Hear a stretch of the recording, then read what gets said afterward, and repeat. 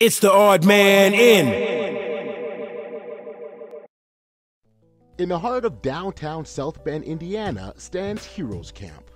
Now, on the outside, this building looks like a typical freestanding structure, but what happens inside is anything but normal. You see, Pat Magley founded Heroes Camp to help the misguided young men in the area who didn't have the good fortune of having a father figure in their life. He would lead them through life talks and Bible studies and use the game of basketball as his lure.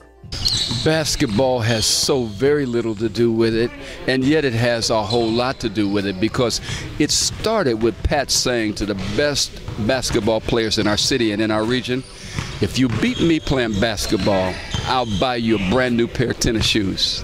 You name the shoes that you want, Jordans or whatever, man, I'll buy you a brand.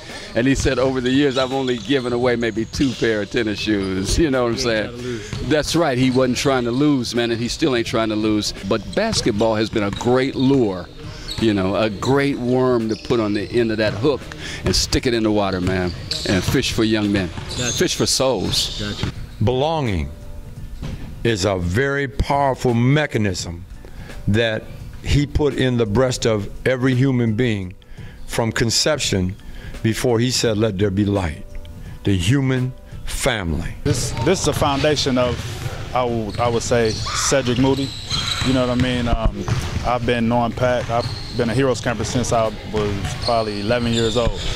You know what I mean? I grew up on the west side of South Bend, but you know, we got a recreational center like 5 minutes from my mother's house.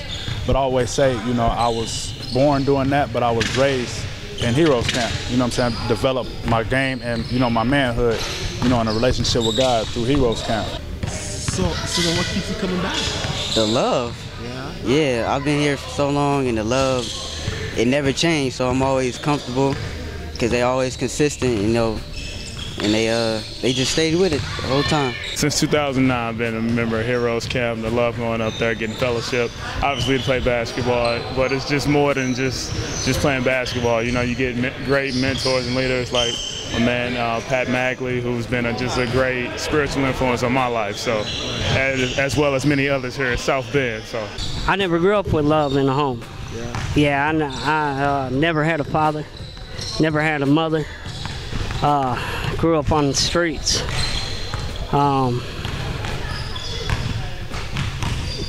It's just outpouring here. It's giving. The way they give, and they don't expect nothing back. They just want to show you what it's like to have some place, and that's what keeps me as a man coming back here. And what we try to have a mechanism and oil the creek bank.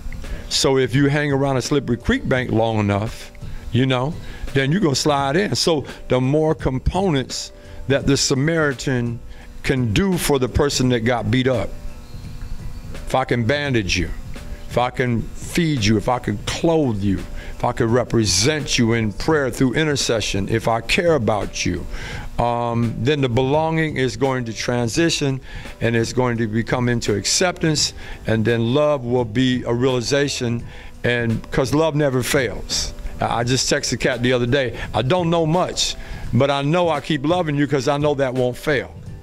The barbershop started at the last gym, and it was just, I mean, kids can't afford to get their hair cut, and there's not many men around to cut hair. And over 90% of these Heroes Camp kids in South Bend do not have active fathers in their lives. So, you know, one of Pat's goals is to return the fathers back to the kids. And so not only does he want to show them how to be men, but then he doesn't want to speak against their fathers. He wants to speak for their fathers, encourage their fathers to get back involved. And it's a plight in America right now, just the sheer number of people that aren't raising their own children.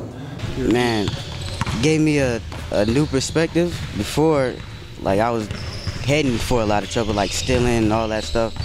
I came in here, you know, I listened, had open ears, and I stopped all that stuff that I was doing. It kind of saved me. I laid down, I self-sacrificed my life for Christ. And now that I've done that, things are lining up. And I got a son down in Jacksonville, Florida I ain't talked to 5 years. All of a sudden got a letter through the mail with a picture, and now I'm communicating with my son every day. Every day. And I want to raise my son because I don't want my son to grow up like I did without a father. I used to have like anger problems. I used to like fighting all the time. And since I came here, I've calmed down. You know what I'm saying? Some fathers are in prison. Some fathers just not in their kid's life for whatever reason. So it's like, you know, Pat provided a facility and a situation to just fill that void until the father can get back on track. The reconciliation of fathers and sons in an era in which 75% or more of babies that are born nowadays in the black community in America, 75% are born without a father present. So obviously the issue of fatherlessness is huge in and of itself. So to bring about reconciliation of one father to one son is a great goal to have. It's the heart of a father. And Malachi says, you know, in the last days, God's going to turn the hearts of fathers back to their children, and the hearts of the children back to their fathers. So that's what this is about, turning hearts of fathers back to their children. Man, love your sons.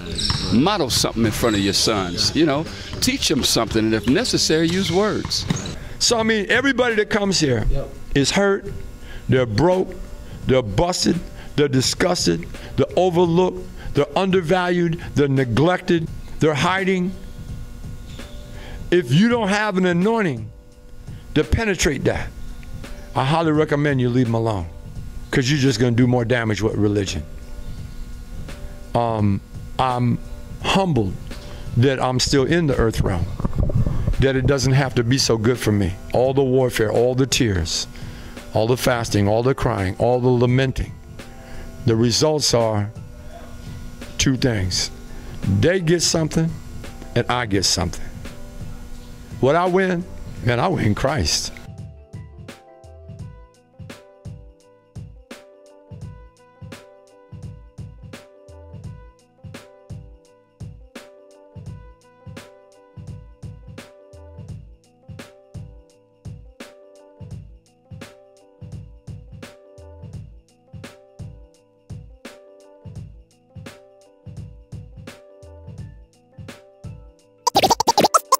It's the odd man in.